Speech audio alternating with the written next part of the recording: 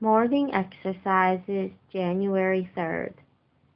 And the manna ceased on the morrow after they had eaten of the old corn of the land.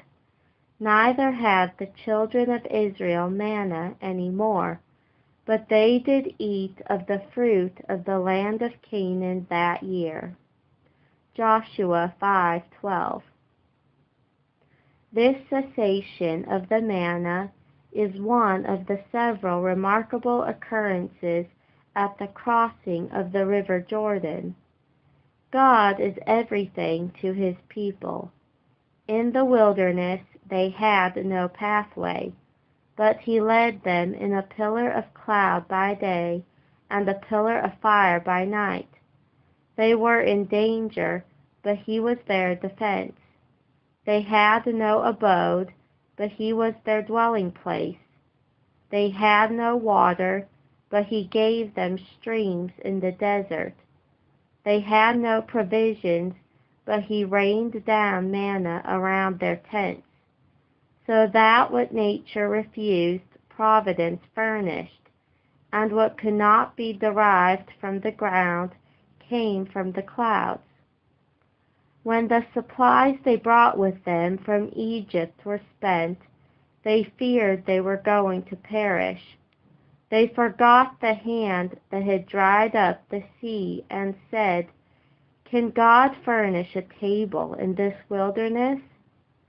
But he gave them bread from heaven, and for 40 years did they eat angels' food. What an abundance was necessary for such a multitude! And what a display of divine power was here witnessed! Nor less was it a proof of divine mercy. Had he dealt with them after their desert, fire would have come down from heaven instead of food. But as the mother silences the fretful, angry child by giving it not the rod but the breast, so did his gentleness indulge them. Hence, when they despised the manna as light food, it might have been suspended, and they might have been left to learn the worth of it by the want.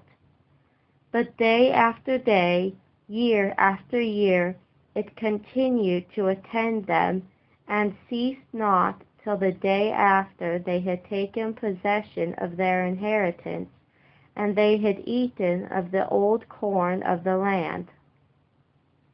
At length it did cease, and wisely too. What was necessary before became needless now, and what want had endeared, abundance would have despised. This teaches us not to look for extraordinary supplies when relief is to be had in an ordinary way.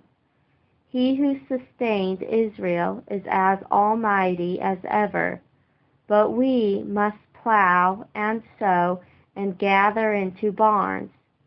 He who fed Elijah by ravens commands us to labor, working with our hand the thing that is good.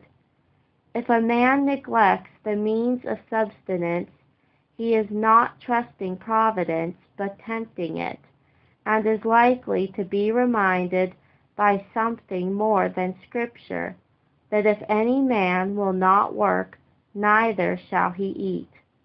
Even in miraculous achievements, what human agency could do was not done supernaturally. When Peter was in prison, the angel of the Lord opened the door and broke off his fetters.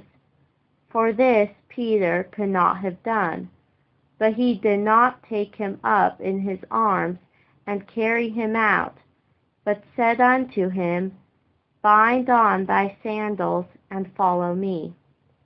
Miracles were never needlessly employed. Had they been common, they would have ceased to be marvelous. The exceptions would have become a general rule, and the whole system of nature and providence have been deranged. The manna was typical. I am, said Jesus, the bread of life. As the manna came down from heaven and preserved the Israelites from famine, God so loved the world that he gave his only begotten Son, that whosoever believeth in him should not perish but have everlasting life. And the Savior surpasses the emblem. The manna was for the body. He saves the soul. The manna could not preserve from death always, but they who partake of him live forever. The manna was confined to one people.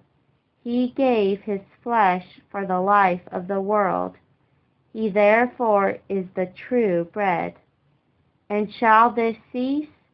Far from it. You shall live by him as well as with him forever. Yet there will be a great difference between your present and your future experience. Many things now necessary will then be done away. Conjecture, opinion, reasoning will give place to knowledge. Now we walk by faith, then we shall walk by sight. Now we are saved by hope, then hope will cease in fruition. Love will continue forever, but charity and mercy can have no object, no exercise there. We shall be still praising him, but prayer and preaching and baptism and the Lord's Supper will have no place. We can dispense with the channels when we are at the fountainhead, and with the types when we have the reality. We are now glad when they say unto us, Let us go into the house of the Lord. But, says John, I saw no temple there, but the glory of God and of the Lamb were the light thereof. When that which is perfect is come, that which is in part will be done away. The fare of the wilderness will be superseded by the produce of Canaan.